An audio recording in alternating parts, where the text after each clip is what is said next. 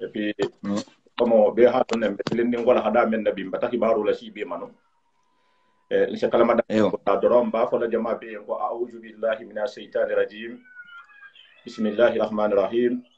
assalamu alaikum wa rahmatullahi wa barakatuh. Wa alaikum assalam wa rahmatullahi wa barakatuh. La paix et réconciliation au jama ke ana musulu hal konton bari nya contrôle hal konton muslimi ya contrôle hal konton tiginita ya contrôle hal konton ko ben tale jan ko hanya ko matini hanya ko nalo silo kan ko me mo siratal mustaqim ni se dunia en di manfo alkiyamola wo me fono na lonalo na ala hajibo ko na ni wol mun na fel na fonni keti ni safa en ko sellu jabi ahala kanu ahala kila kanu dino de malalem be wala en sima wala en jati kende ala na wala hada mi dam takunu al halum wala hada folo sufulo ko be kuma la en nakam sufula jom menti ni membe ko foni fakata ko ni se tahaji ni ko jahango en ko ni ko jahango en ko ala mo edun arjanna sa fonda walu ni ka en ko ala mo fakata sa ko ati so ko alikam ko to foni fakata woto sa ya na tambe na jamemma bebe altara la fo se arjanna le soto bare noy kudo le se ke arjanna en soto kuno sota jahannama de ma kule fanan se ke ise jahannama soto bo ko ni jahannama se soto kuno mbato wala hadal lame alhamdulillah karamo ya ko salem be wadi mata sewa batalo mutum baro men se mo ko samba jahannama mbato baro do di pana de para kule kan men akena sufla nyoy no worumu aljannati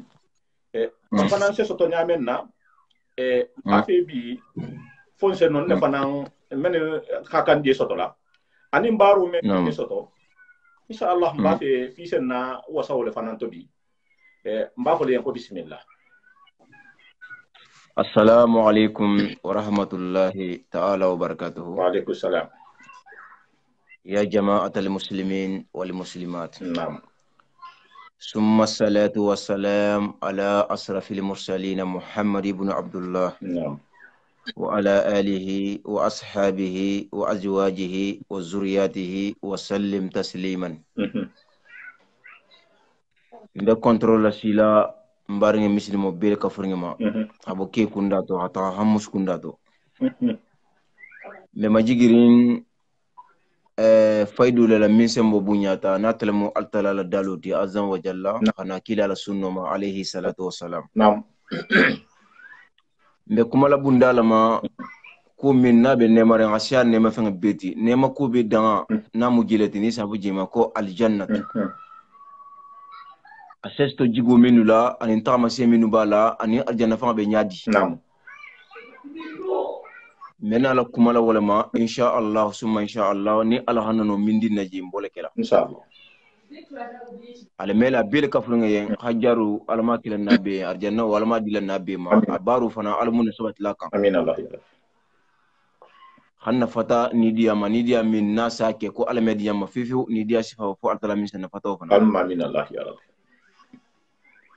aljanna kusumu mekeno abada lun kilin kolla sigi no kilin to kira suma kan kira ban allondin telon nabulu namo Allah kila alayhi salatu wassalam ala hadisu min kumata ko min ngalo nasimo bale arjannati namo menya la kumo dam talaw hadisu ma xam holla lon wala parce que arjanna be ne mare ni khasifa sadia be salla ni salbalu sadia be namo bara Allah kila alayhi salatu wassalam ko ne manin kiso baye namo akola yadkhulul jannatu namam akonna mimo ame arjanna soto namo oto ama foko salbalu ama foko dol minna ama foko geni kila ama foko sunyarla namo ona mimo obe salmu holla kolla min se saluke namo oto alinga fatane mimo yama nimme nyala arjanna ma be baro bar la barani ma to alinga fatane mimo yama namo ne mimo yama kulati min se mo kisi suma shafo suma ko adar salam namo Allah kila bangita alayhi salatu wassalam أكو ونساء أهل الجنة مقصورات إلا على أزواجهن في الدنيا. نعم. مسو منو نيبه دنيا جان نيكي تكون ديتي نيبه دنيا أرجنة كنو ومسو اللي بحرام رنة كي قتلما نا خاطر نيكي منو تنبه فتولا نيكي ولو فنان كتلا أرجنة دنكيتي. نعم. وتفتو كي بيسا حكيلو تو أفتو مسو كو كندكي futu mu kuleti min ngala hagole altala ma kendeke nini futu ke kita arjana dingeti futu kilingo wala balti maji nam me ko modam tale nyim fanama abe musudul ko to ko musu ala keti bulle moneti musu ante moneti nam musu nala darajul mukina la darajul mu dunya jang ala ke daraju kotota hala musu ta santo awoke minna tala holo nam jongo jommo lon fu altala doron Allahu a'lam me kuma la arjanna minna kuma tamanse minna bala dunya jang mena loka nam madam tala bira batolo ma na tele musamin birati nam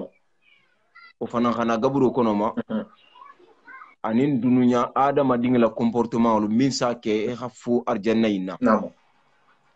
mena law comportement dul ka nam o folo jahannama dungula sabu arjanna dungula sabu folo min bala nam jongo kenyen dunya jan sabu folo min bala nam kha altala batu kha altala kutu ho dabluka nam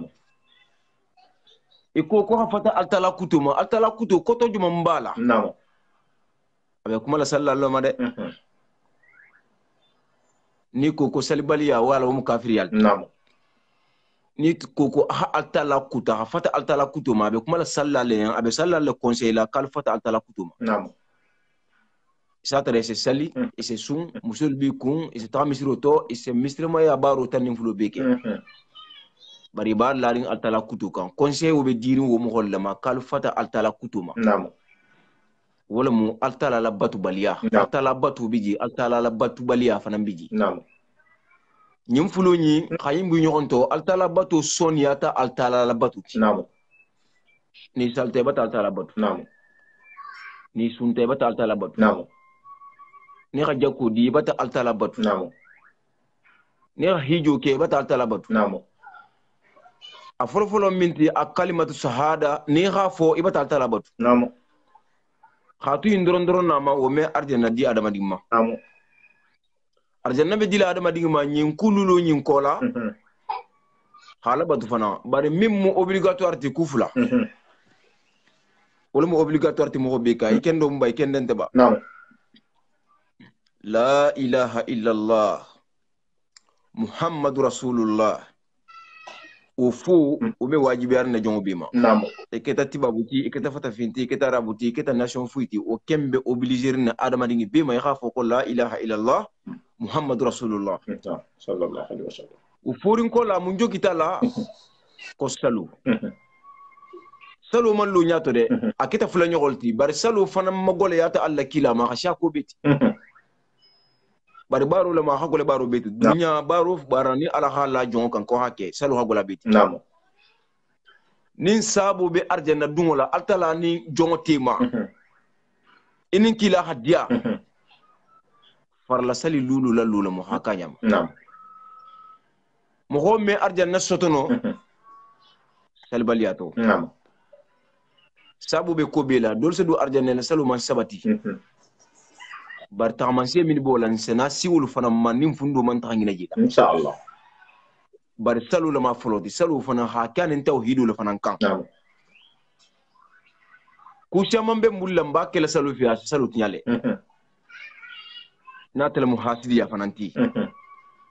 yani mena la arjana ko imma hasidiya se adama digla bara nyima dumle iko ta se logo yaringi janinya mena fasa ba allahu akbar ibe salle be sunne be sarabo lebe kunyima bila hasidiya fanan bila wa hasidiya min motonya abe sabatri giso kolla ngane bara nyima ke fana ibo fanan na isufu kan bara sad banne isa trese ilul altalama ya ke fuharuti allahu al fulus nam ira ke fuharuti fuharu min ngalon bo dingiranta en bitugun kuma ka dingiranta en bitugun kuma folanta en nam hasidiya se adama dingila salu tinyale asa banne few alkanan ka modi alkanan ka hasidu nam alkanan ka modi nam bon ala ko mo ho kana fo arjanna la ni halon kisi sali altala kudu fanan fo mo holi ya baraka fo sallale ama fo mo be nam wala mo mina fa wolati mina fa fanan sallalam ayu min jigta mina fa wolo koto ise sali ini alla kila fa alayhi salatu wassalamu ini alla kila sali misi kilin kolla ete mislima baro ke kunya kilin ise ko be ki nyogon fi bari mina fa ya mu munti mina fa ya abe mislima ya kono bari mislima ya jiguntala nam dol sa fasari ki be mislima ya kono bari ko mislima ya mandi ahadi ya njati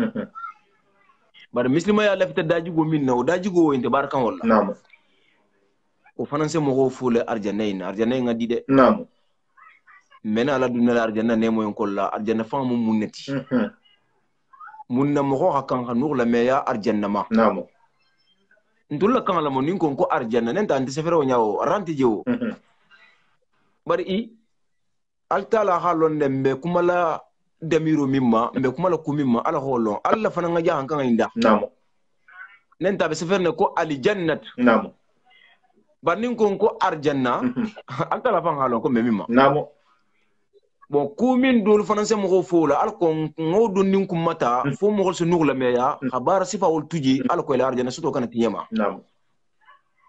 aso dunya siata kende ke ba dunya jam fana mbe baraka nyoko nyenne nam ninte baraka nyoko nyennu dol me do arjanna nam nin jongonte baraka nyoko nyennu wallahi dol me kunna dia nam bar na baro nyoko nye mala wula ma ngamira ko ba kilam fangale nda kilam fangaya musse mo bilala hasidia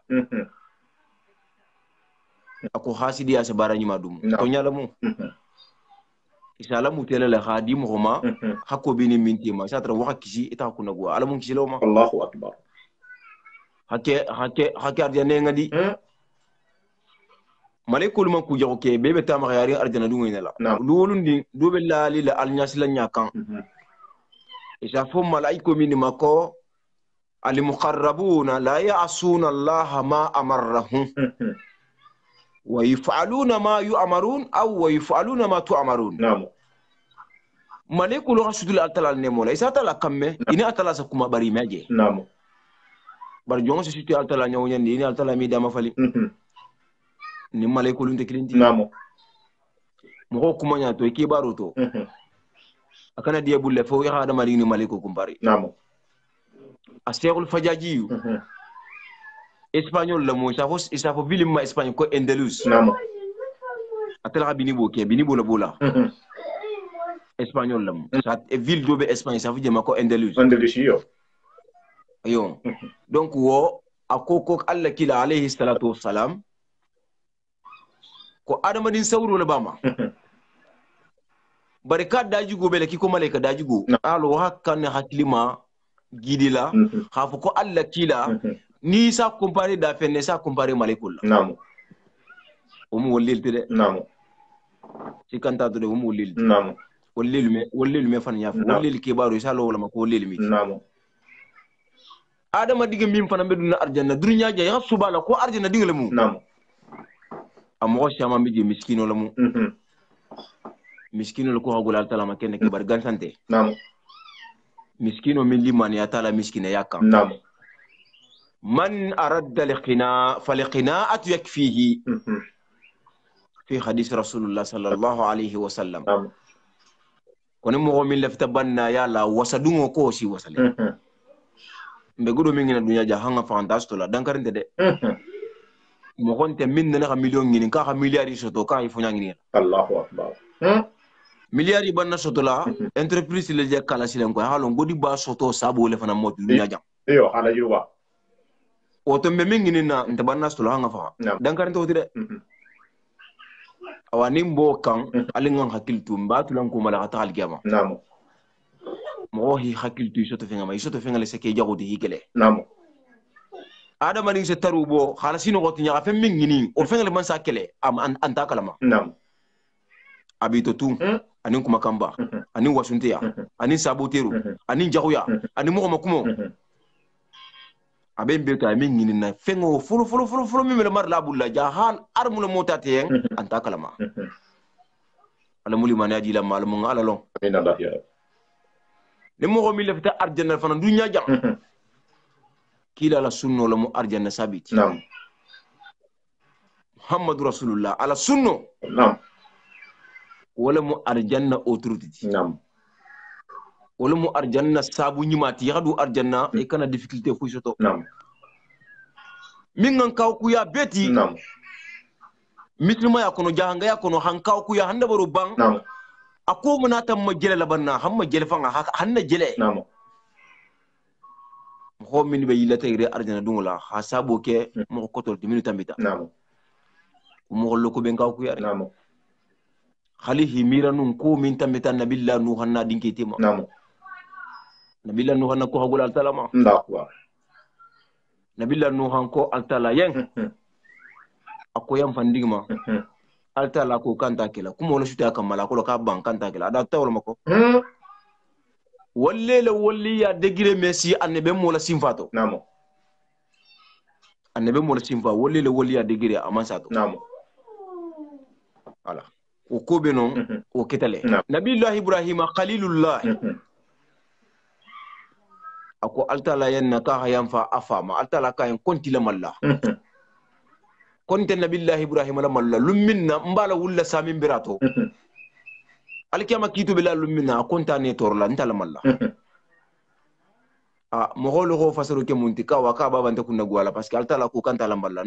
na ba du kunna gwata ne be mo gurful tema ka bata madu alquran fa hambaliya wala kan toro نعم yani hidala magaru hono la dun nyangi ngata folo londo misalo bele din nyangi ke bayato ikina na France ya mo tara jan sambi sababi jam to nya ala guri ninga babu la min dumula nal dimba to nya kunna dula babu la kuna kiri abe duna jamina la bon ala sati to village la wata garantie keno ite jikanna la kana tunu euro millionnaire ha to anyal jan sai kana nyamina kaitu ko fanga ta proposer yebe nationalité ko ha ko mbanta ko mbedi jana ko ha ta hadi bulla kisi monene nationalité ko la londo fana misalo dulu mu نعم ni haje be arhono nya fata mayli mala ha kisa goti alqur'ano kulo hi nyokomburu khale alqur'ano ayo hi nyokomburu khale نعم ni altala ko nabillahi ibrahima yon konti le malla نعم akhafu lumminna samminna ani alqur'ano kuta jigita min mo buru ha remplacer lonna la kata gambu nyokonto ala ko mo kana fili نعم parce que karambalo ni di ala tala karambali aka ala fili megwa نعم na ha min melu minna se la wala la نعم ashatu geri geri law nyala betugun la ilaha ula'i wala ilaha ula'i mujabjabina bayna zalika نعم anta kafirul la anta muslimul la bi fulul tema bena la janna ina la janna parce que mimu minti tonya amalo نعم atala ko kante nabillahi ibrahim la malla nabiyullahi ibrahim khabaru minke mo min bulata baru ko o mo holunte bula nabillahi ibrahim la goreto muko hata jahannam ni ala ko kanta la malla o sabulum نعم bare fa kafiro min ngi ban altala ma ko nabillahi ibrahim ko hukum ka alkiyama wutini wonte kala de نعم ado mo ne be molta wa jahangul si hakiltu kenne ke mo ko to minu tambita nga duwa yen yiri almu yam falima نعم baranta la ko hono kolla ha ma kasabat wa alayha ma iktasabat ntul mi me dunya jan najunubu aben fa la kande نعم mo fulo minu tambita memba nim faluto wol fana nga baro minke nin junubu kuluma abol la kante tulka bela doni bi kun نعم faman ya'mal misqala zarratin khayran yarahu نعم ومن يعمل مثقال ذرة شرا يره بيلا دون بيكون الكامل المسلمين بيلا دون بيكون نعم مغو ما دو ياري نياكو تو برنا بالا سلونا لا سونا لا ليمان ياكا يو الكامل كبارم بالام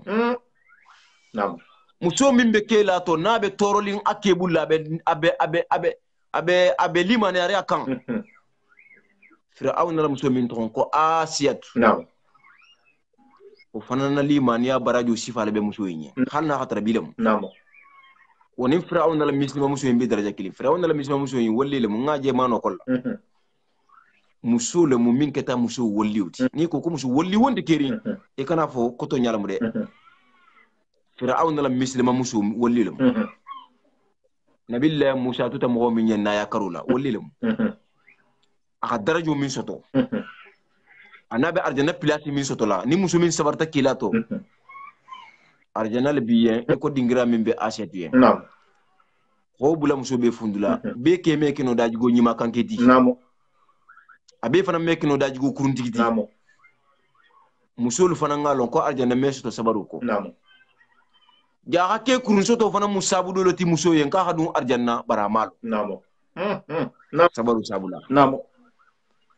ja ha musu kurun soto fana muke yen sabu do loti amalon abibula la giso fe katale giso abon ko kume katala namo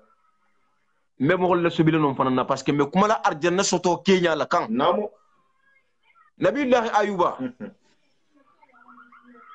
hal min mankare hala ko tariho mele namo tumbo kita jatu to tumbo ha bala jatu dumu namo fo hala ko nasi namo muso min tumba ko shata de e ko musunani ndere namo musunani ta wajibi ata kila tilule la namo kila fanan soto tale xamme ha anebu muya soto kila yaro soto ala soto sanji binano ma o sanji binano be ko la musunanta man farla ya polo musunanta farla ta alqur'ano lo ko nam alqur'ano ga jigo damuta sanji muhan anin saba complete ta nam samu hanin saba khono be jigla ayu ma aya wuli wuli woro ke moro bi worni woro nam khono jigita sanji muhan ni saba nam bon afaleta kila ma ka mantul bi hada musunani ma mo kana dépasser wala nam donc ise musukuru do soto asa kiyen sabula to hadu arjana bar sabar balu mes arjana soto musukuru sa musukuru la sinyo yato de nam ba ni tambeta dro asibula ni hidala ma aiki asina nani asifa nani ni muso mingi so bunyata asala baga sulta sa ta satla ala arjana soto batnya abatala sigla kele kum ke mim manke muminati amanke ala la jonti isatra fota la arjana ke folo nya alingan sabar kilato alnal kilal kula nam ke tugulu mustigulu albi ha sabari ni minga minke be sita tre nya bar al ko alin kana fo arjana ina nam ni ga arjana nemo lon wallahi billahi tallahi fello molo be suna jalam to ni mboki ko to e sabaraka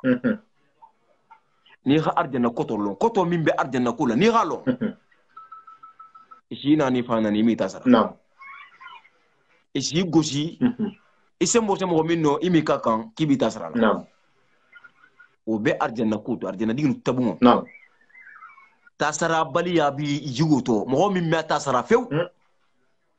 dunya jan kuto golanga arjana dun ke ta man sira mu de kila gafu nam mo min si mu ku golanga ba tasto asna tasara la kuma mbato e gaje mo jigoto ki sigi nyogoti men misala sigi nyogo yalla nam arjana dun ke ta man sira mu ma fo mo min hali ga kuma fo yimata nani akuyen ko mbata mutabilar munna dabaru kona ta dunta bungala mo kam metri urula ke beta aljama nam hawali ya ta halaku ani aljanna dun ke temo hajja ko sani babu nam hal na dunya kitabo be karan halaku to aljanna din te bi antati nam al sala hakiltu non fana nam kende ke nam mbe kumala aljanna ke nyala ma nam aljanna dun stabu ha hinna al yatimo la nam atala ko hinna al yatimo na diata ya ahke kafiru na diata ya ahke muslimu jilo min bi tani atala tema ko hinna al yatimo la nam al yatimo ya be fala karulla antena la karulla ni min na fatu tay fa be kiri al yatiman titire nam ni min baba fatu ta ina be kiri te mu al yatimo nam al yatimo ya be fa ya karulla mo min sa hinna al yatimo la fana arjana dungo sabu dulu mo fananti nam sabu min be arjana soto la kata asabu asiata bara baj salulam nam nka fu nyogolu tiwawdugu alunga sali nam nka fu nyogolu al salbali abula ma fo nko tonu tumodu ba to nko to ibe sali tumodu ba to nko to ma mogol nim fandi na mogolu ani mbay na mogolu ibe la daju go hanyi mantati bari me min fulante nim fulanga len silen alunga sali mfulanga wa kema na musuma kembo la masile bari na min ben santo ani bar muso min ben santo tumodu wulbe sakele ba kumo ni man kusanya shi dumu inna lisanuka asuddaka mohola jatu jatu folo min nabi ndi sufula ku kutante de ina ngelam namo ibala bulala bi dumula namo sabu min be arjana dungola njol la fola namo dimba ya tugolu muso bi kun adigi min soto ye nema ma ya da jigunda nyima la ya ko to be arjana dungo sabu lu mo fananti namo khinnante ya hal dan tam ma fengla arjana dungo sabu bala mo fananti namo mo dun tala arjana mo min si bala fatila musulumu man ngolu ko muso mako chaku na nin kelu kafta be gudu min dilama ala dunya al hayatu aha balu kenela ya lo balu nya jaw bala mot namo adunta arjanna amma fonda lo dugo ma sali mo gol be bola sati do to ata sati do to ni wula gerin ko la desert kan kolongo do be non kolongo yinji adiya tabake namo mo gol be mina kolongo ne be tambila wulo be non konko bata mutafa bata paralyser abane ngi sabala jema nangi mesi singi min dumba ko to mela tamano asi jema musu fanga gala inata tamutu min ba singa do asamutu lo bo haje ta kolongo la ha di wuluma wulo haje mi akita fanta hilu muso nga departa baka tala sabe ko ndoro asin fulo bota ko ta buita jurumata atala khala karfa tan la muda la ko to o muso ga fanje ne mamali ko bula ko tala yam fatama na'am hinnante ya baliya kiti be sunne be salla amme arjana di muhammad na'am ni be nyala arjana ma abbas ken salu bare khala daji go nyima tan fulu be kan na'am alla kila nyon sallande kirin bare mama to salla na'am e xama to daji go nyima alla daji go nyima ya arjana dum sabu bala mo na hatre bala ring sungo kan anin salu kan na'am salu mu kubalati alunga salo fanan kanu namo junubu nabe adama dingma akafare khadi salo to asha ko bit junubu be na khafar nyala mko bar salo fanan se junubu be khafari nin salo fanan te kerino adama dingla junubu be khafari hande girola namo mbare mu mebbe margi man saba man sakallanki alamun kala sallata alamusa ya khataram bi saluka amin allah ya rabbi alla kila rasaran kan nalulu moti dafa fula namo alu hinna la dimbaya la alisaluke ha ne bota fatito mo ho nyima min se fatu ke hayla kuma la banke la ilaha illa allah ti kila la kuma la banke teneti ko kal sali alisali ha ne bota fatito lon na wo mi yon so ma kila la kuma la banke teneti namo mantu alisali alisalum tada alisali ha ne bota fatito nin sita samin bira kan abelon na mimma ko arjanna hadi mena la misalu dul ma folo après mena la ko nyasi fala namo hana arjanna kan min numbe je soto la mo golo ha mira ko lu fanti je soto la mena lo fanan kan namo hali hiba ni ba nyasi fala fi hani jahana mataro ko dugu nyonna namo hali hiban hali atala la famu abe arjanna ko ma on kutu fola aba fola na ha ayu fodron asa ayu na da jukola mimbe kuma la jahana ma fanan ma al ko mo golo halo ka me stonya namo الجنة كما ورد في وصفها لا مثيل لها هي النور يتلأل ورهانة تهتز وقصر مسيد والنهر مترد وفاكهة ناضجة وزوجة حسناء جميلة وحلال كثيرة ما لا عين رأت ولا أذن سمعت ولا قطر على قلب بصري عن أبي هريرة رضي الله عنه نعم أخبرنا عن بناء الجنة لبنها من الذهب ولبنت من فضة وملاتها أي تينها المسك الأزفر وترابها جعفران وسباؤها لؤلؤ والياقوت ومن يدخلها ينئم ولا ييأس ويخلد ولا يموت ولا تبلى ثيابه ولا يفنى ثيابه صدق الله العظيم. نعم كرامه نعم. أرجعنا تاما شيدو لمنتي بانيا سفلا نقول ما يا مغول ينفيس نقول ما يا نعم. arjanna ko kana ta alla kila ma nyaminna alla kila hankaran alla nyaminna alayhi salatu wassalam e ko aha e arjanna ma hankutu misal wonte keri mo sam misal minna arjanna mo arjanalti fen kenyi wonte keri adama dinga hakilo se min fabriquer no ifanga yen ina sarbu ma e kha misali ko arjanna misalul jenti arjanna misal ndewti flore min ni be dunya ja ni ki gani ni ga flori inte ga bula arjanna kono arjanna dingi be se fono alo flori ke rende jabe kunangol ne silla kunangol ali turmalo de flori ke rende ni ga flori tay ga bula arjanna kono arjanna dingi be se fono be fon la munna ko fenke jaw wa kan ga nugula meya mo nugula meya so nyima fi se so ine soto hake dunya ngakuru wallahi hakurunde hake dunya susi dono min be dunya jang hake sembo abu wallahi ustadi naam bari alala mo hole so fanan fagamuno kul kono naam abe ma han kutri ma han kuto minna ko misalin tala naam noro min be arjanna ay mana la dunya ampulu na manata wallahi abata mana ni ampulu la voici ta dans la metem bola bitun ko ko kuran batana kona kribi kuran batana yo me kuran nyaay diarimbi parce que kuran sembo tabunya bara metem bola naam kuran sembo bunya la ampulu etila naam bare arjanna noro abbe mi yele mbala nyaminna asembo bunya la onyale abidula to kinala onyale nimbile musini nga jago biti ni sirina musini gimbi mfanna noro fana ngafsoti wala mu daiman abada ameba donc ko misali inter arjanna la mo kana misali ko ampulu mber arjanna to kota semana la kan dunya tayi no dunya tambi abe na be niveau tan ma bola ma metem bola naam bare arjanna ta waqtu be ala kana dro ante bola la tambi ala dro naam ame mo nya toro ame mo toro ndi fu ndi naam fonyo min be arjanna be ma nyala e même misal no dunya tayi naam fonyo min ngalon ka me yiru la ma ha se mo toro na me jowutu hala boy na me toro si mogoma na me jangar si mogoma nim fuinta to fo ne mo doron anemo fana adanga ma tel tia misalin te dunya kono naam sambu njamba min ni be arjanna kono kibe lori sambu ngoy nu sitamale sambu ni haji lori iba fula kabe tamala tadla ta hada nyami pilambe nyami na fana lo yin pilambe nyami na e khala sa nyonye ne parce que kumu be déplacer la kay bola noto e khala sa ko pilamba ta kejo ya parce que ni mo lo ta janna khani bara bata bo jawata na jang ite tara sa khale e bo jele kabe tamala bari sa tara lu nga noto naam akana diati babu la kibe villu lonya akana diati babu la kibe cité lu latin imeno naam bu me tamal nyadi atamal nyadi naam arjanna misalin tar arjanna la fu arjanna dro naam ko nyami be arjanna ko nyabe ma na nyami na ni hilu ya jele sa isi lo no client to tan wuli kili be lori ma lo kibe lori ibe jele sa la be jege ala sa la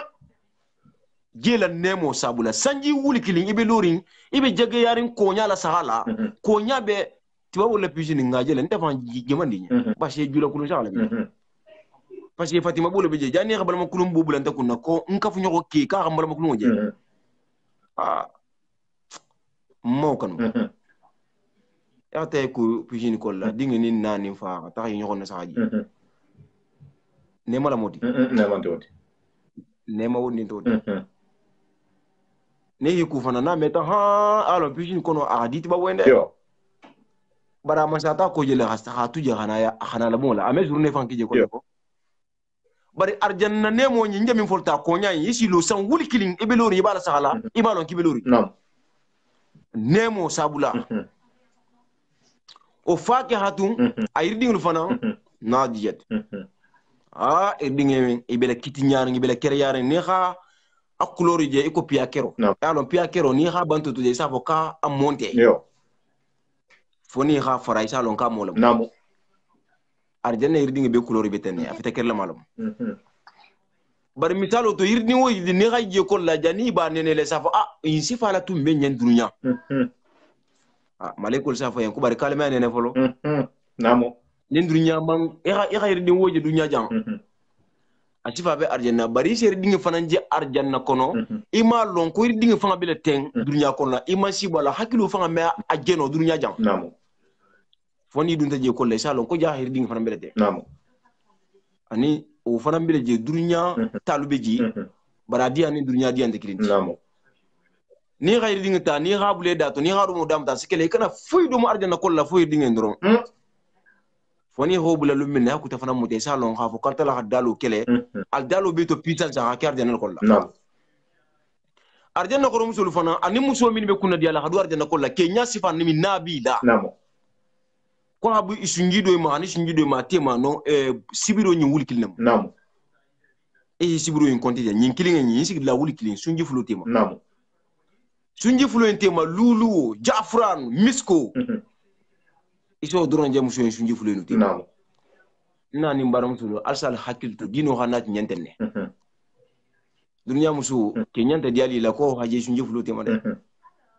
oto fonin kelsi hakiltu geno la karula kende namu ba muso fanga lonne ne muso ma to se ga ma to bari ko sanon ti fatima ne ko diamant ti fatima o bata ita gafu ko arjana muso titi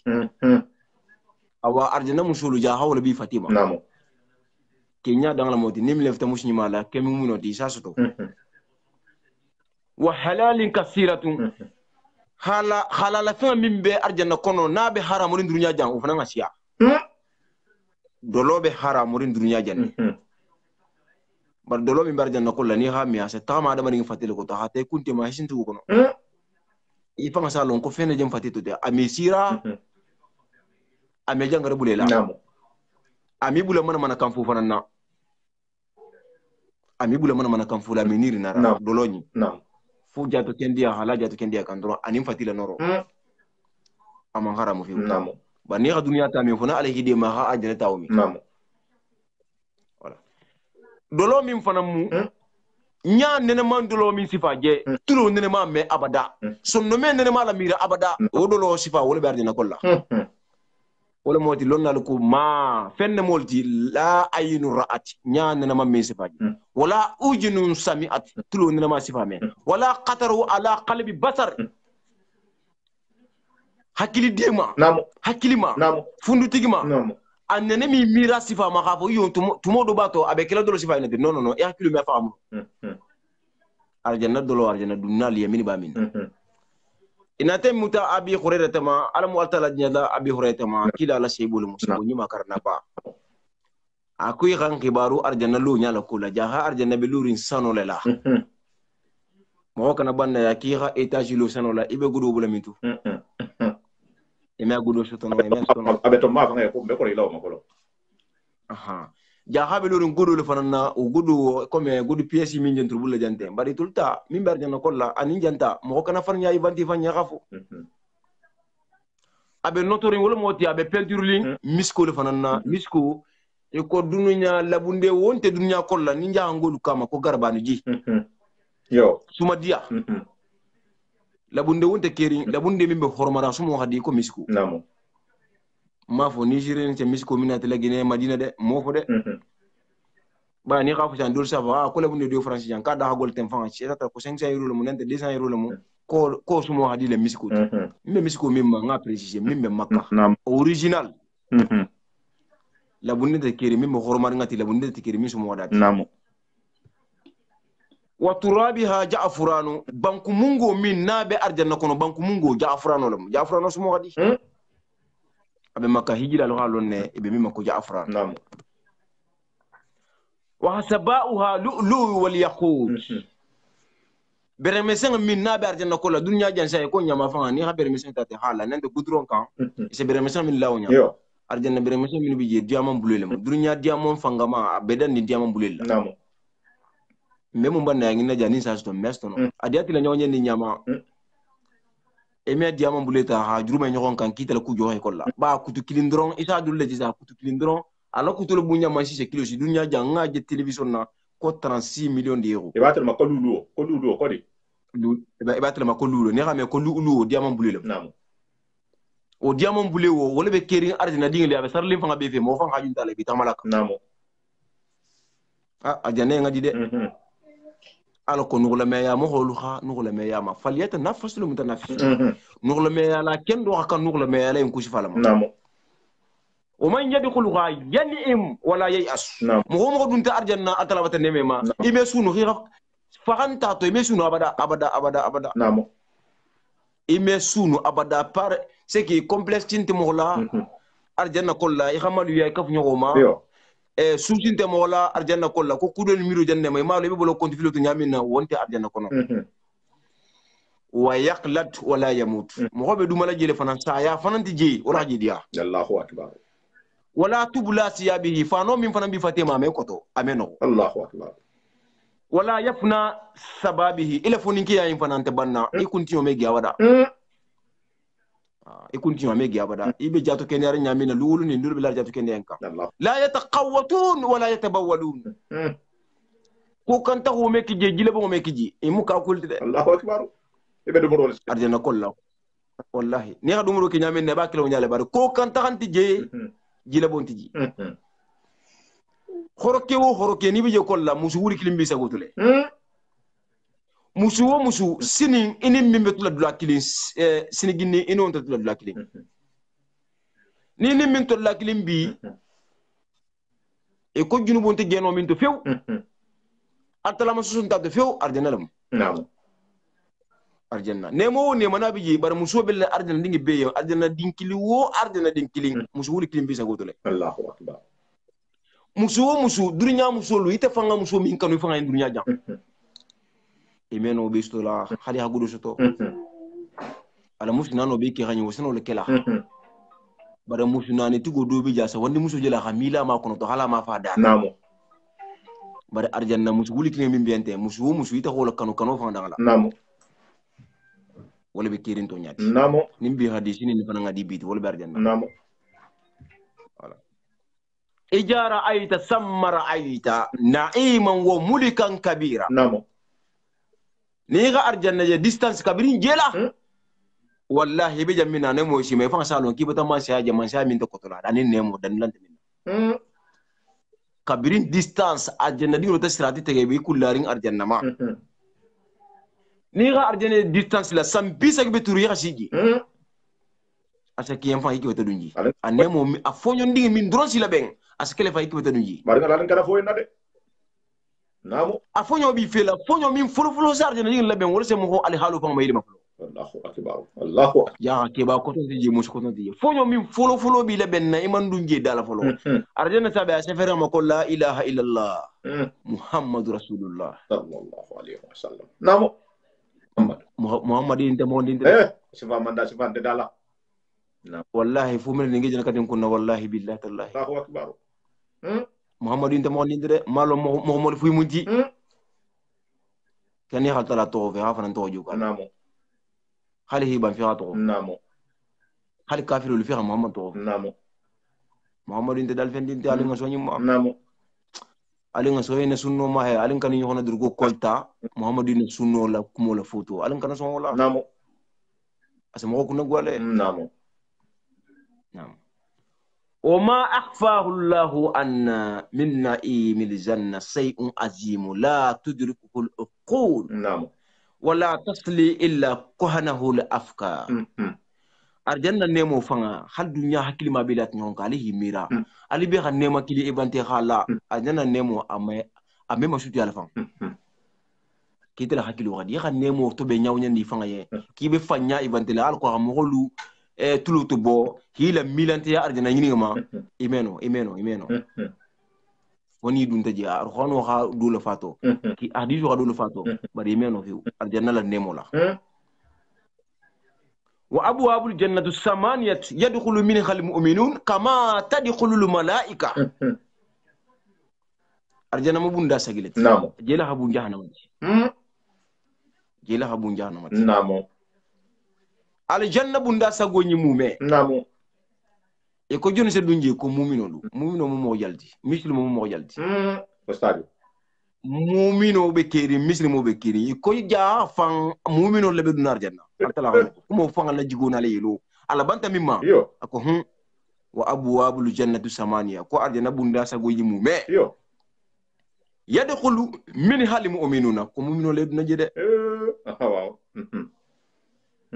mumino duwa sa lo ngala baro kenya la makata mumino namo e ma ko sallal de yo batano fa xam batano i ko ko mumino lu wala be dunar janna yo mumino be daji go hanyi dina kita sinyo mata mi toro ami kala bante ya namo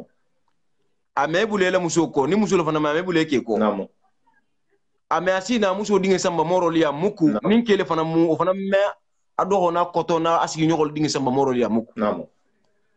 ame futu tinya sa futu tobe ame barinja julo kuntu asa jokile namo ame mo kuma so le kele ame sunyar ke atami babulla solo domu namo ame haramu domu atami babulla sa wasadu woloto namo e bola ma ko mumino namo ustadi wolle se do arjana de minu ga atala ta to noto ha tala la kila ta noto hibai ta to habulain ko ibella ma ko mumino inu le sadun arjanna namo babu min abwabi yusamma rijan wa huwa qasi bisaimin la yadkhulu minhu khayrihim iko ko arjanna bundani e kha tola ko riyan bunda tol mu namo ka be khere lim fanan sunna kendo la fanan nya min sa sunkaro su hata sunkar ma hanyo kon sunkari ma arbanin haji dunya hata sunkar ma hanyo kon sunkari imi ban salla hata sunkari hanyo kon sunkari imi sigi nyoko toro hata sunkari hanyo kon sunkari iman haramu dumu hata sunkari hanyo kon sunkari iman sunyar ke iman geni ke ise mu me besile ko lemu arjana dunal fananti sunnal fananto sunna khasiya bar sunna jol senke alunga hakil tu jangu kende ke bar mo gonte mo goluti akol me do arjana de la yadkhulu minhu khayrihim mo min manke nuti wulutanolu ko me dunje de ul me dun arjana de Allahu akbar ni wulta nga fon ko arjana dun namal ko mo la kenyalam namo e ko men nin ko sa ko mbekili aro fam ko mo la kenyal arjana dingle be londin ne kitabo kono jahannama dingle be londin ne donc arjana dingle fenti kila ha fatam fansi namo wa hunaka babu lil muksirina min as-salat ko bunda la fanam be arjana kolla mo minu khasalu la siyaya ko la fanam be dunano farla salu nyin kola ja hawla mu namo salla khasya ma fu salla masya yo bari me ka nyama de ado ka kay nyama ise mo fana hayni karo kede namo amandi dul fa ne few ise sali jamala jeru la mandi dul ne fa fren namo asa tara sima mi wula ni khafu yite fa sa email adula yo musu be dolu ko musu fula ila sima bata sambilu ni ko wallahi hante man farla salo metri suka huli subatu mo fa sali Allahu akbar alla kila ko araka atali fajri ko fajiru arkan fulu afdalu min ad-dunya wa ma fiha akhafisa dunya na kono fe mu mebeti fajiru arkan fulu dron ustadi alla kila ko mo min ghasalu siyaya wala fana meduna arjana bunda sago indo kilina من غسلوا السيايا من غسلوا السيايا ساتر الى ركن سلو سيا ساتر نافله سلو غسيه لكوتو نعم barin ken safo mo li nim mim man no salu la siala nyaw yandi nyama bari farla salu lu nyin kola fajru arkan flu safu arkan flu witru arkan kilingo e wakali wakun ila salu kono namo tumudo bato altala shidi bari hal altala ko kolla allakum asol fo ko tumudo bato alsa kisi o betu mado bato alsa kisi akende kela le moto tan silende wallahi soko min ma kake anyima non ne ganan silante wa babu lil mutasaddiqina bunda do fana barje ne kono to nyafula labe nanon de nyafula fan nyafula de to nyafula le nanon de to nyaay silen khala da jugo nyima en kanjana mimbe madante to nyaay khala o kan wala fana be nanon wa babu lil mujahidina bunda do fana be arjanna fana sago yin kolla mujahidino lu mujahidino munti mba misalu tala ekije kuminto ten wallahi na diata mo yamba na mandi am ko yamba alla kila la sunno silu ma hamim fato namo mo min bi sigla 30 secondes ha tala ko nyasifa adama digil yen hakila la farlu nyasifa adama digil yen bar waxatu be ate du marina kan na sta badun ko baro be to fisamante ka alla kila ngidinka ko alla kila ko kidu mata minka ko baro be to nyimala juti namo asali bar waxta mesali man duma kande asesoro ke barna ulta nimisa ma asoro min ke sor lantite namo e bataje bar mo hobe du mari baro min ka ko halna ka do ko la hafsa ko beti algamno namo wato be te video ke la be sigile mo gol nan law e mo gol fan law e be le Guinée gouvernement ni bi benal la comédien min bi je bi benal la ina la ko hadinte ina ko mandinte na fantala isiga kuma kendo fo min so ulbe ben isiga kuma kendo fo min se farlo ita mogolla isiga kuma kendo fo min se kidal suno ita mogolla ni duma to kan hal karkili zakala kunya kili e bata duma kan namo isa fo la ko al mujahidin namo ani mogola karanalu majlisu la ani futu to ben nalu ani mbar ndilo jokkilalu bunda do be je wala fana be dunano namo wa qad akhbarna an-nabiy sallallahu alayhi wa sallam namo alla kila ha nyum fanan kenya fo nyenne han khibaru arjanna kenya ina anna alladhi yunfiqu zawjayn fi sabilillahi yud'a min abwabil jannati samaniya mo min ngamusu fula futu tilinta musu fulu ni tema ani musu fulu ni dingulu atilinta lu fanan tema aha nganne nyi musu ni ami jampa isa kili la ha mangini ngarje na bunda sego min to hadi ha dunji Allahu akbar mo min ngamusu fula futu musu fula yo munne ga misale musu fula talama kumo koto mule hata musu fula kema bitu hata ha musu nani ma musu fula musu saba musu nani mo min ngani sigi tilindi tema net alkiyama sini be killale ini dar margo face à face arjana bunda sagoy min to hadite njana so do ga jabi ite men nganja bi jay tuluma lo de namu e gabe le bo gawri ni ndanya ko to ala sa jami ngada ya ala suwake namu ni ko arjana bunda le be ko ne be mo la bunda la munti fe bu la bunda la munti mo lo khatu arjana be kili ala janna be mu ne masulati abe hadile hadiso lo munti mimbe saka ya kili hi ngini jaminga dien nzanga kitu kene kede iko o mulku Sulaiman alayhi salam yunfiq yaqifu bayna wajhi Allah azza wa jalla yawm al-qiyamah 40 sanata li hisabihi namo nafulu basotolalu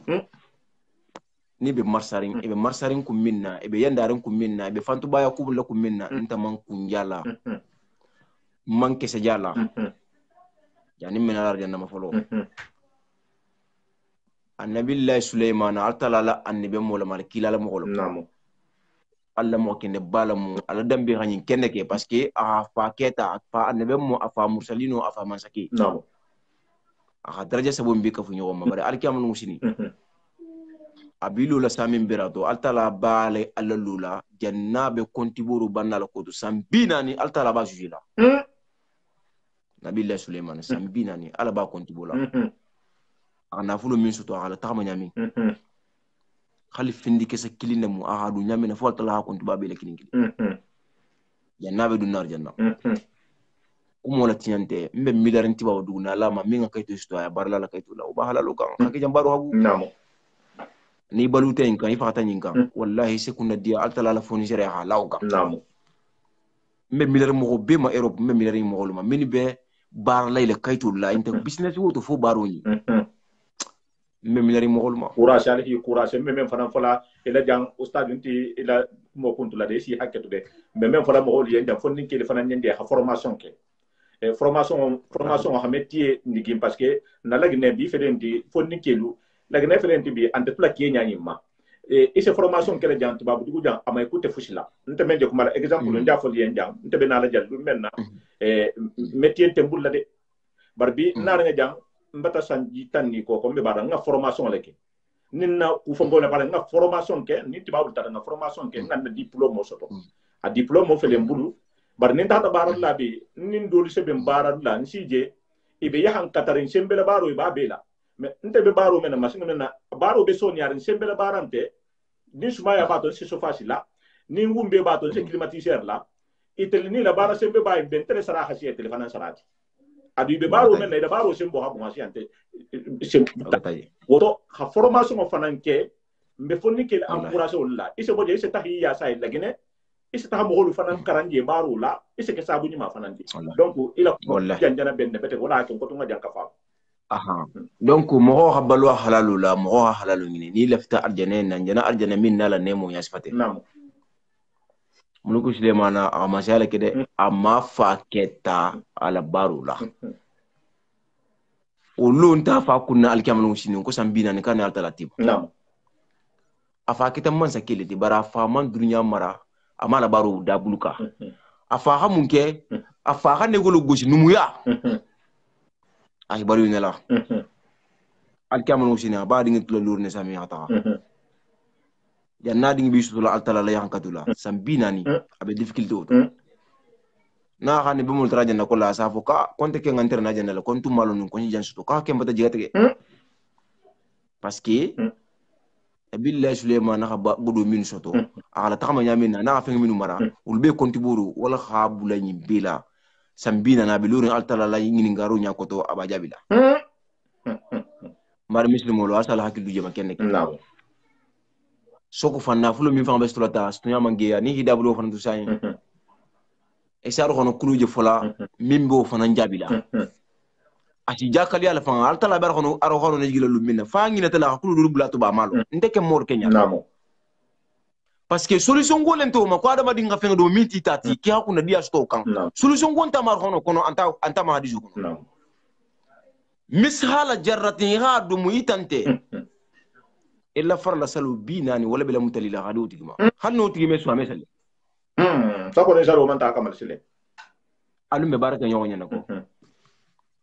be baraka altala la harjina dingelo ni ngofo alum be rason ma to nyala moti naam ni mimbe jana futa nyin kola parce que dole be mbeto ibe hakado mo fananto ime kura la ime de kura sala ime ni misala o to me baraka nyonya fanan kende ke fanan naam ni mo gollo ta samin birama ta ko arjanna ko dibo le be samin e ko gabro dibo mo silanda ko samin dibo mo silanda de kena kilin nebe samin berato kena min ngalo abele kenari dunya tilo na lo ta tilo giskumoto na tele mo 14h to mot atabla 15h la na khatra etele mo halo ken tilo be wala jat la bele kenari naam kaw ko dolo sike samin berato no keta asala kena khatambi dunya tilo ina arjanna dinge arjanna khorom so min barjanna kolla depuis ala hide mam warjanna ko ne bi jel dron kabirin ala hida ibe arjanna kono inna mambo arjanna kono bolo mako arjanna khorom so wa khuru inun ka amsali lu'lu wil makinun jaja'an bima kanu ya'malun naam naam kamo khorom so arjanna khorom so kilina sani lo arjanna finetri ma yenge ha nyala bo kun fo bala khoro ke min men alan tul tarajan ko lebe min to sile mati man kan me yemin to naam kabirin altala la ke kendolu min tumbe miskine yala jam min dol bi fufula e konolu kanjam haki singa bata toli ko tola min dol tumbi ngunu mala haki be nama tarin jawo duma ajena kamar ballet ajena khormu sulbe arjana ko le si man kan mele hakati mo jam habu samin berato hatta arjanna akajam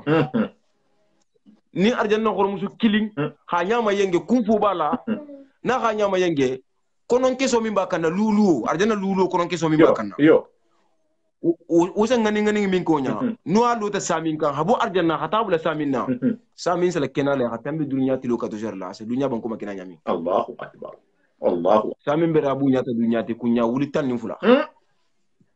asala kenale hatambi ko nin tilo bota hansa tema tilo kunangeto len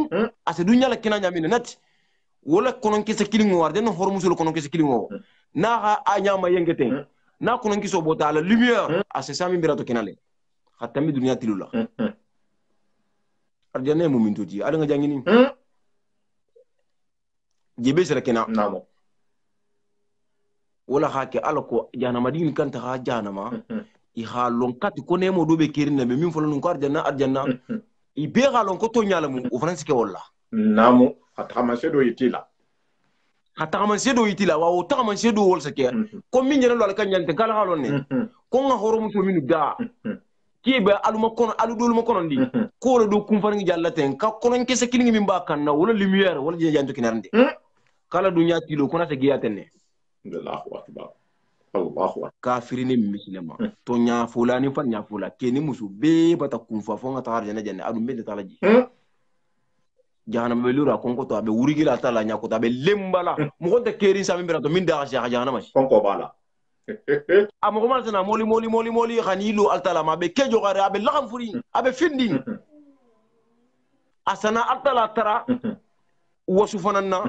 anin fanga fana na femme khanya altala taralo nya fu sunkaro dron asafo altala ko bari nta di ma ko ngasamba altala safo ki sabari ko madili ma akon sabar la de yala hiru tan ko bile ko me fala kadi man ngasamba kawa ko sagi ko kisi tarji sai nam asaga ko sunkaro sena amoma hajang khasya dal fe beti sami birato ana durgi basana sala durgu dalu ko margi sunna lumbulla ko mi sambala ko albala min bijanta kan kinyala Allahu akbar sa min bera kitu ame la sunna nyala min nga sunkaro sunga sunyama ni ga jen safu jankenen ko lailatul qadr to nyala ma so tale bare fasaru min bala ko ni ga sunkar kilinso kibata lailatul qadr soto anu te mo jang namo lailatul qadr tilkilna ma be sunkaru lo kolla ni ga soto ko asiya aga fisa kara wuli kilin ngobe kana sambisagi ani kuloma anen kardanda namo dol ko sambisagi ni sabanen karnani je pense bien ko kara wuli kilin me kayni ne mais quand même sambisagi anin san saba anen karnani je pense bien mo wala sima ya kolla ni asun kar kilin fula sabasu ga sunga sunyama donc sambisagi ni kari sambisagi ni nani sabanen kar saba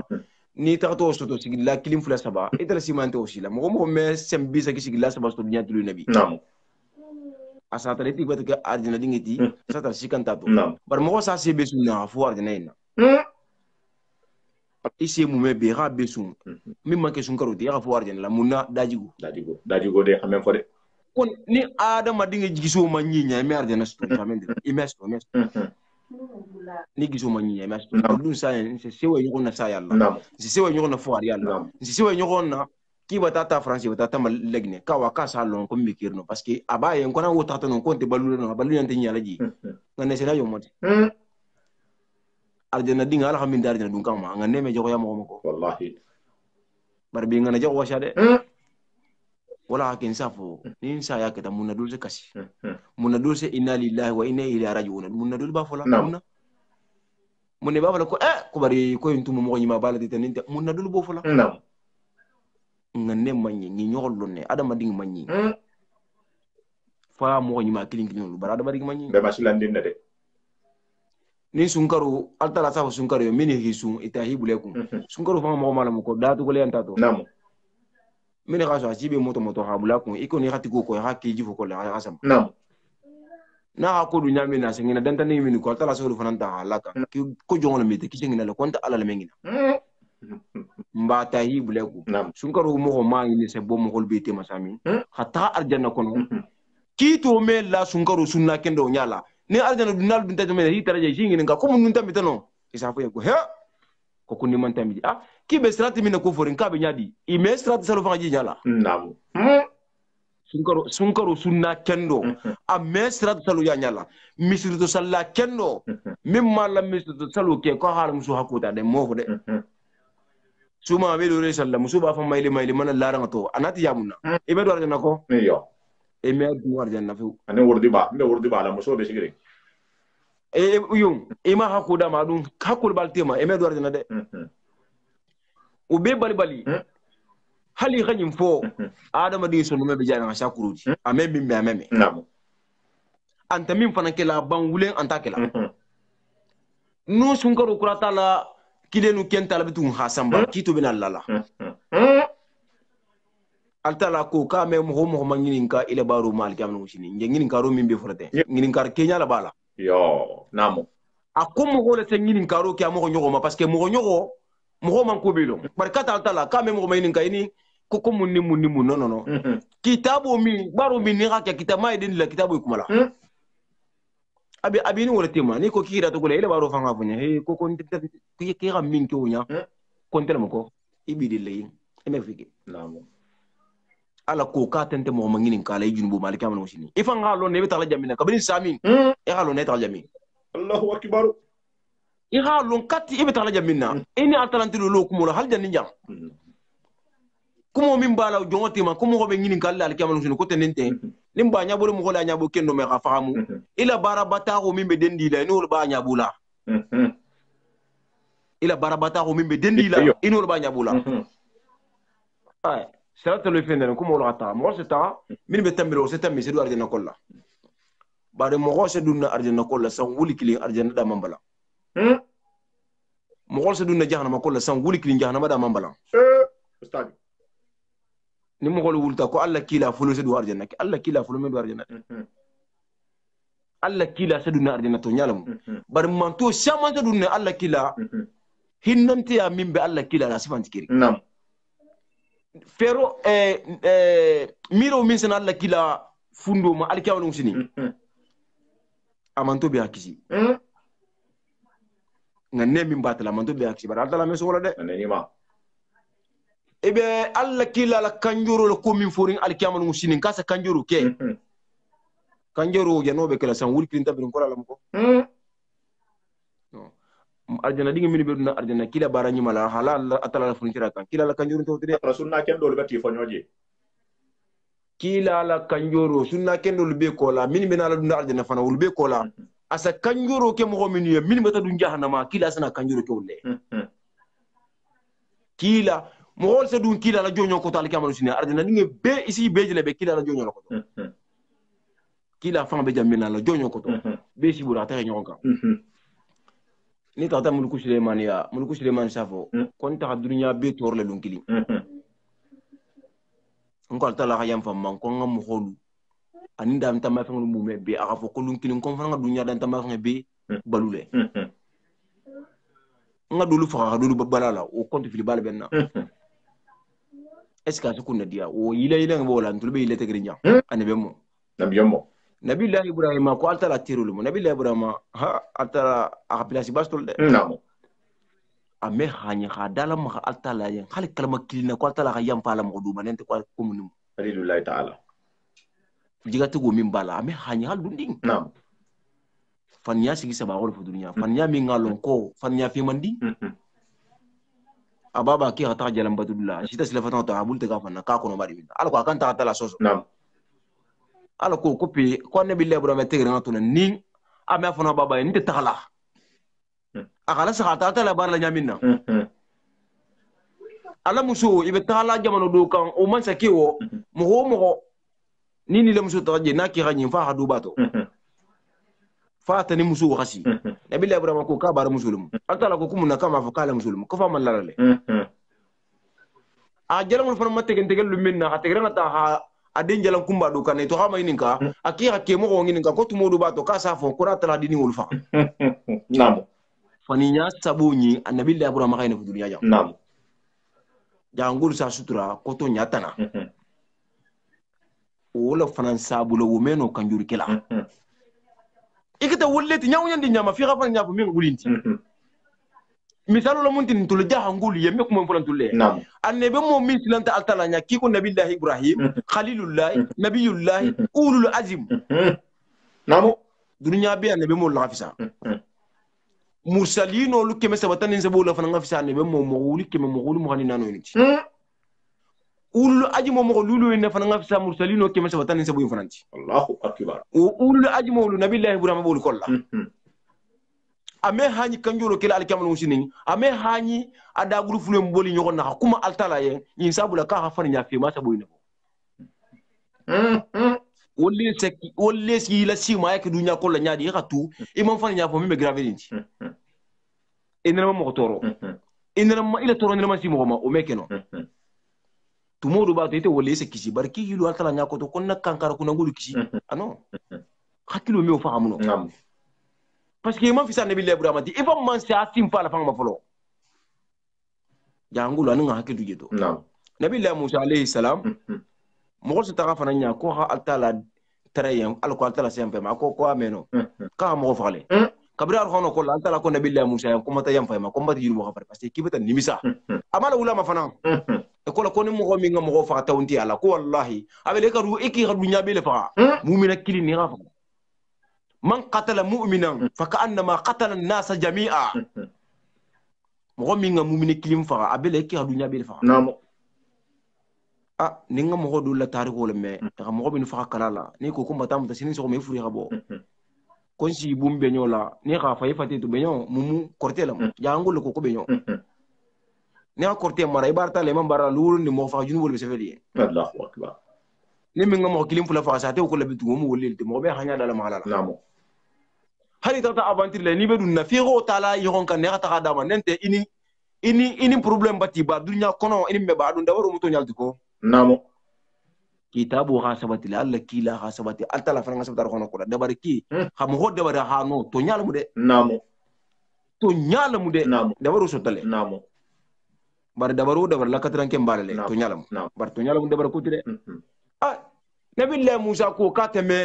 kanjuro keno alkiyamal chini sabula me hanyi khadala makaltalay adame ke fana ko ba ka mo fale bara khaltalay sangar siba min kiri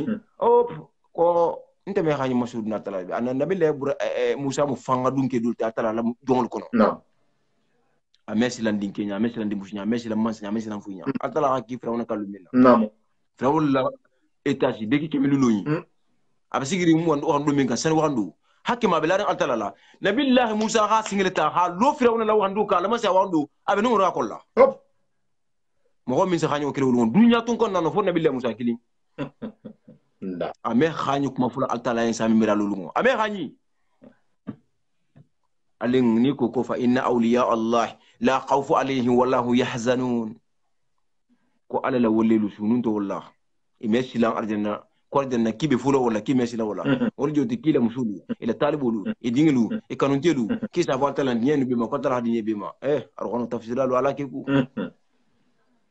hala alla kila ni gafarnya la le bati place to be jahannama kono soko argono la sendeme ya ngadi ngulu ali ngahaki dunon kude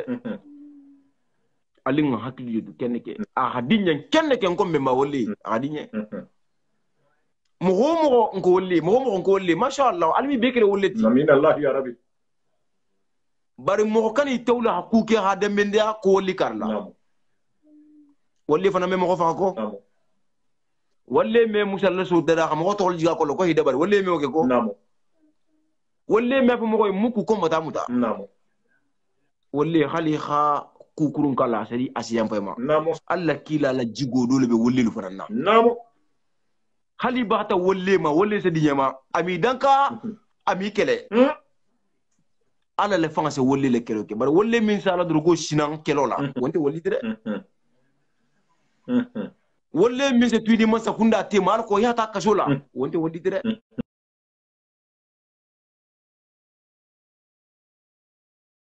ala muso sotola muso nyibena le sotola le ibata suti yakuto atagana hani binti mbala eteni muso tema ala ko nyamina muso kata din hota wolinto tide aljile me kenneke wolu mene lula tala nyakoto nabilla Musa nyakoto nabilla Ibrahima nyakoto nabilla Nuh nyakoto nabilla Isa nyakoto kibe kanjuru kela urman no minna ko rubo kela urmeno kelde ala la hakil dure jangol de Muhammadu Rasulullah alayhi salatu wassalam atar safu ko analaha ko ntela ni nyinga kan ntela ni nyinga kan mo mi se duwa nyinga duwa jago e Muhammadu kilin tumodo fo anyo hongo min dolu ba talani ginna daji gola tumodo fo dolu ba Allah joni mal me bang wallahi bare keta mo ko nyima nyaw nyene nyama Muhammadu simfa ha bu jamine te mi talu no jede namo sellu namo jabi inante kilinti ala meke no kilinti Muhammadu le Muhammad namo awa nin kube mo ko bula dunya ko lay be gita la kula asen jelele fam namo suto selu wonte kila farsalu wonte salla nyama anta salla ke watu fana namo abe salla fana ani alnyasilam fanante na salu kota na al khiram kabaru ke nyamina ko Allah akbar folo jana fatiha karna nin telefon sonne ta sana salu kuntu la telefon na saka folo jommen killa arana bu bini minti mato wala mutemba fo jonno namo way mum fola tala namo ko arjana senu ngoy soto wo mo hobe mum fola tala ni wolu be soto nyale mumuma e meno fu fola islam sabula namo ntulu dunya la ba mo ko nu mbe sigiri mbe laran kula mammi barake mbe giterin kula mbe kufan ka haja ko beti ko be na société ko la janga kunda ni matu abe mo shaman kunda walle Allahu akbar alta la ko ko duwa sa wande furele ya fala ma bari nga fidawo Kenya minje janga kunda ko juralu la habi man filan ko faje min se mo wabu ngasi ali nga hakitu jogu kenke namo arjana minje na fote aja na ka senu mo sifa la dum ma jide namo mbe min folte mbe kontibula la alkiyama usini c'est le tela kayim foto nya fo fanya namo man sila ngala parce que ngalo ay seferne namo bari ñabe comportement sifa min na fidawul to na jural nya kibal to na duwa taranya sifal to adu duwa be tara la milla wala jata ka fala mo la no duwa tara sifante ibe dira ka bila interest la kan mi kishirinje de wallahi billahi tallahi ikuna dianya fo alkiyama kuta de bari min ne ko fura arhono ken kono ne hadiso kono mi kishirinje mo wala dun ko la arjanna hakiji san wuli kilni annabe mo be sana madin namo janni san wuli kingo bisla fura arjanna dingnu san wuli tan lulu se wo be arjanna dingnu fatito e hamira ko diya be banta namo annabe mo safu yen ko kudube turin ko mambande ko kube kirin ko min ngadi arjanna ne mo fara namo menaro fana kan sai inshallah ibe oto parce que ala khala hidu tale ko arjanna dingi be saje face à face ate ala fanga jatu arjanna dingi be saje por wonte kele fulo dulu be jahannama fulu kana kisile yadu arjanna altalante kenyeri la bola fulo jahannama dingi se lemba bar jahannama bunda wuro nyimu me bunda min ton ko jahannama mo min be dunano isna bole namo isna bole ayo bar jahannama dungo leri kili alamu ko kisilama alamu mo kisilama ko kana lay ko to ko ndun te na metan sena bono alamu kisilama manyana la haben na suje halabo ka haje ne hata ma sele ita mo holla ko manyana ko ba ngala ko wallahi alamu kisila jahannama ma namo alla kila singina few nabillahi musa safa alla kila ko bar ki mantulu sonko le tel to wala tende namo ki mantulu muhammadu sena yiri bulasi wula se bara asala albura ko kili albura ko sata asamba asilo altala nyako to ko margo ay dimindinge akuse yam fayinu ma ko finde yam falima altala se pare balanna asiburu atala risiko to ata suido ki asa fem fo altala en tanto to tulu nene ma meda nene ma fo kabiri adama da tandu nyabanta Allahu akbar ala safa en katuten intara fa ngala ni so ala bar mo gol sa confondi isa mira ko sa mi mira lulu ko Muhammad so beke no namo asedu ni ardina ko la san wuli kilin tambirin ko la asengina few altala tuba tala nyinin ko fo ni xadun jahannama hasangay nanga mo ki jang asa Muhammad la nyina wala ni namo ulungole jahannama dingil se bo jahannama kono khatayi ku al kawsara daloto hani lu arjanna ni dun tar janna kamin tar arjanna ko la min nan man dun jahannama isa fa ku bare ko tasumo bulaluma ni ga mo ku al kawsara dalola iga fureta iga fenge jani ha mota iga te ga su al kawsara daloto asaga nyama fate so noro ga shafulot al kawsara dalo bi darantene ko ka ku ba namo jahannama dinu ni bota jahannama kono jahannama bunda min ken ton ko jahannama non sena supprimer le few atena to bunda woro lama bunda woro la nyoko jahannama ni sena supprimer le few kila man to le sedunji namo kila man to wala sena dunje bar alamu mo kisila je ma jahannama se min ka adama digila hali ga farin goje hala fur kolla farin furu wumbe me bara digo fangala wonya kuma silandi ne ga furu dai de hinya mala je ko lo wumbe mi je ko le salon ko jahannama man nam jahannama dum fur la malam ni mo hol dum de bitum fo nyame dum bitu ga me bo abantare fini awani dum ta jahan arjanna kullu sile nabillahi yahya altala sa ta kilibu nyaado bi ja hoda telema nam khana saya kan tege saya tum mon fa folo saya fanan da fe mal bal tala bulu a jatu fan na te fa ta bitum fa banta شافكو أيوم القيامة تأتي الموت على ثورة الكبس يقف بين الجنة والنار فيجبه فيها ثم ينادي المنادي يقول يا أهل الجنة خلود فيها فلا تموت فيها أبدا ثم يقول لأهل جهنم لأهل النار يا أهل النار خلود فيها فلا تموت فيها أبدا وصاحبه نبي الله نبي الله يحيى ابن زكريا نعم إذا ساجي قلنا تعالى كمان وسني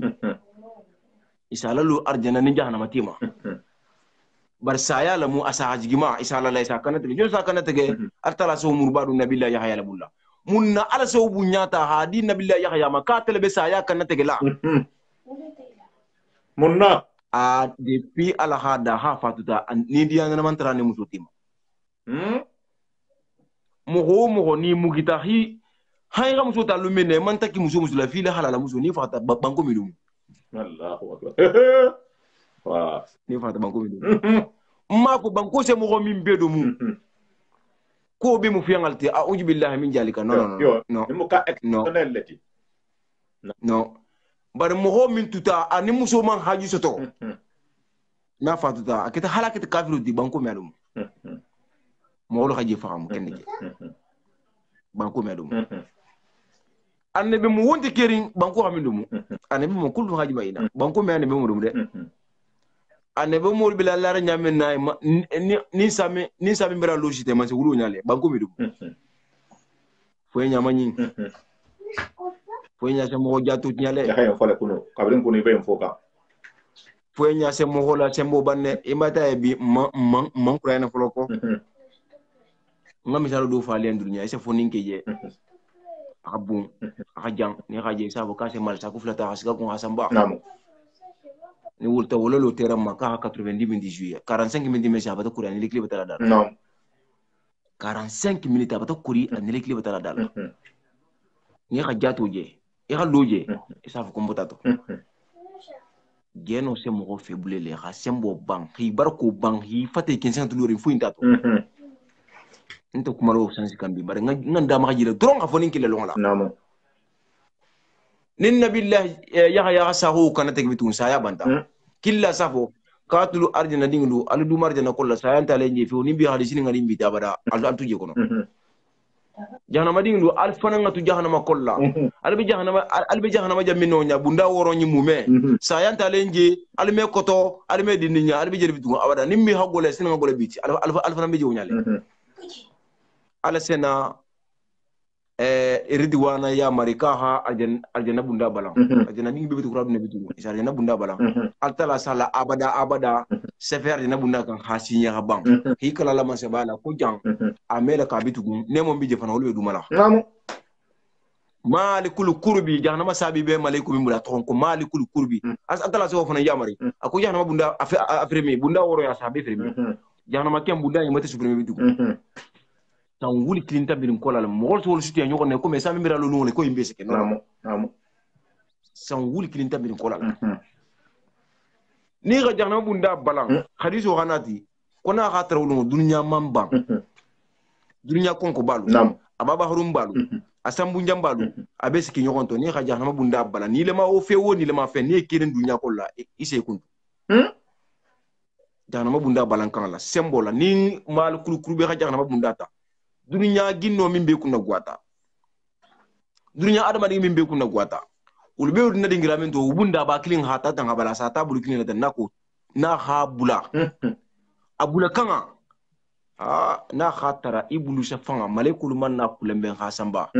u balan kanga duran se ibulu safanga sekundu soko adama dingi Allahu akbar kon ko min be kerin ka sabe mo yongunu hala baba haru min be kerin jakola ka sabe ja kaw janama balan kanga duran na Allahu akbar altala man se dimi hala abada ta ha afisa kan ha sinye ako jana ma jammel ka bitu awa wulungole arjana dinglu be sene lu gara kinga e be hilo hinya lo dingira kinto kale halu nyalo jang alda marugo bena hala hido mentaliye altala so kuma arjana dingle e man altala fanji folo ko ngala hido mentaliye kala khatar la jang ko ngatar la jang ko matu kukuta tar jam fan ko min no fan digidin e ko yin kanta ne mo yin kanta e altala sa fan kama bandi ka bata bantul fan man le fi fene bitugum abantale asaki ya ko me arjina la ne mo wala tala hala mutela quoi aga bajo akora ko ne altala kuyen kala tu ko ngakudo kaliyen jongol sa ko ade de muhammadu rasulullah as-sadiqul wa'd li amin nam asabaltala kibe mi ma konta halone ije min folanta halone e khala hidu tala nyen ko jongo min bebe na arjanna ka be sije kum fo habonna ifan yita nangije namo altala sa fan yita adama dingilla adama dingi sa tala jowlu ngole ko nyaaji nyon nyaaminte Allahu akbar ni jongo ni jongo ha da mari goje jongo be kilin nasu kuma kan kilin min fo njol sa ganate namo be sa fole ko ine jati mo talati Allahu akbar ine jati tunga kambota dunya tele jati munti be sa fa fangaye ko Allahu akbar tantu biyen irabum tantu biyen irabum ki tele jati mo talati anin da fanga be se jele nyoko na kilin anin be se munyu nyoko na kilin mo mo wasa ko ine ko men kilna haje mo wasa ko ine ko men kilna haje be sa to nyala di ko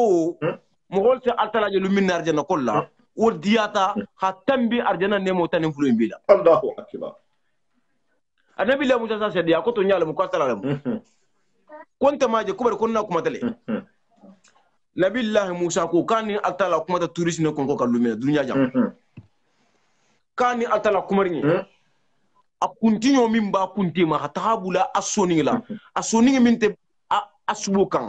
mo se soni min fa coupé tem fa hala fay yo ko halo wala mo be halon ne kani altala be kuma la Fatima te kilin na min bilura nga Fatima te wuli keme wuli muhandi na ne mo konti min bilura adama ni Fatima te so nyi mumebe ni abi hanile kili kuntinyo nyi mumebe lori so min tabe hanile kili nyati kombo nu Fatima te be hanile kili abe ne mata ko jongoni adama rugo fanje kumalte namo soko haje wojero fanga nemo shaw aljina dum fanga nemo namo assalamu alaikum warahmatullahi ta'ala wabarakatuh ngay fanan dan jambiya be me ni altala sunta ni alhalungu tay tenna inshallah mbalu sagoto ndulla baro la mundire ndulun tembule la namo barabida ala kusum ngo nyinke ani kila kusum ngo yin tulu nyimme suma nin selema ala mum melen amin allah ya rabbi na ala be fen kala nye heroto ala ma kala nye muslima ya yin kan hansi ma ya yin kan han fa yin kan hanna dun arjana yin kan amin allah ya rabbi ala kana ke ngay mbula few amin allah ya rabbi assalamu alaikum warahmatullahi ta'ala wabarakatuh do ite taala man duwa yen ite taala fon fana nga duwa yen ijana men fo jang insha Allah fana mfana nche ne fo kenen ko kudo bije ni ha da muta ya ha da bula kunna diante ni ha ala ko da muta ibaru men ne ajje kante ya hay sifa dun to ya ha ruhano la fasa kontra musa alqur'ano la fasa no kontra se dino le demanu di na de mala koto to nya fo la koto nyimbe koto ma fengal doli belji wo koto ma kunna diante alkani ke kawandi la kototi ala muy kala kawandi la kutuli ala muy mayla ala muy jato kende ala ala mo hera kala nye ala mo hera kala bela de ne a telephone ninke do atel nouvelle génération ali wakali bi to dia so mandi bar mbal be taral menna lon na mu sabar lal da ala sabari ali sabari ali nga continuer ala to nya fo nyen mbaaju be to nya ma mandi bari atere mula bara tati ni man diado ye ni se diado ye inshallah ala mun nyal si mali wakali mbati mbati la bula isa ku pel lo butum jamala barka inshallah assalamu alaikum ya arjanna ala ma di lambe ma na sahala amin ala mu arjanna ila alim bela den